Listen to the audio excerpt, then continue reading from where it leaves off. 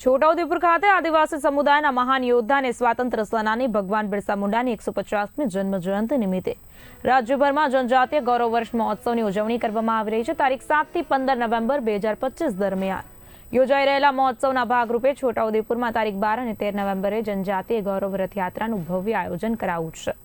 રથયાત્રા અંબાજીથી એકતાનગર સુધીના 713 કિલોમીટરની આદિજાતિ વિસ્તારોને આવરી લેશે, જેમાં બોડેલી, પાવીજેતપુર, છોટાઉદેપુર, કવાંટ અને નસવાડી જેવા વિસ્તારોમાં પરિભ્રમણ કરાશે। આ યાત્રા દ્વારા આદિવાસી સમુદાયના ગૌરવ, વારસો અને સંસ્કૃતિને ઉજાગર કરવાનો ઉદ્દેશ છે। જિલ્લા વહીવટીતંત્ર દ્વારા આ યાત્રાને સફળ બનાવવા માટે વિવિધ કાર્યક્રમોનું આયોજન કરાયું છે, ત્યારે જિલ્લા કલેક્ટર દ્વારા પ્રેસ કોન્ફરન્સ યોજીને કાર્યક્રમોની માહિતી આપવામાં આવી।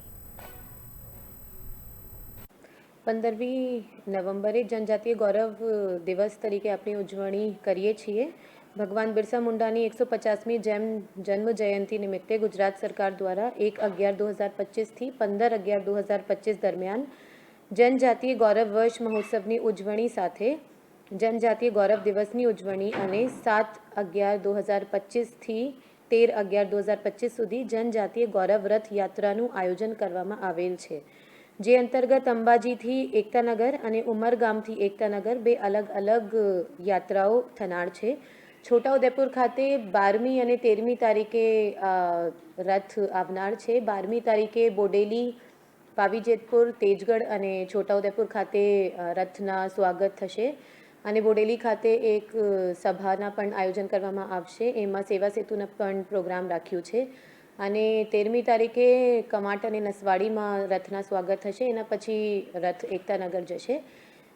આ ઉજવણીના ભાગરૂપે બધા ડિપાર્ટમેન્ટ દ્વારા જુદા જુદા પ્રોગ્રામ્સ પણ કરવામાં આવનાર છે। સાફ સફાઈના પ્રોગ્રામ અને કિટ વિતરણ, રમત ગમતના જુદા જુદા પ્રોગ્રામ્સ, કોમ્પિટિશન્સ પણ કરવામાં આવી રહ્યા છે અને 15મી તારીખે જે આપણા જિલ્લા સ્તરના છોટાઉદેપુરના પ્રોગ્રામ છે આસન કોલેજ ખાતે થવાના છે અને રાષ્ટ્રીય કક્ષાના પ્રોગ્રામ ડેડિયાપાડા ખાતે થવાના છે।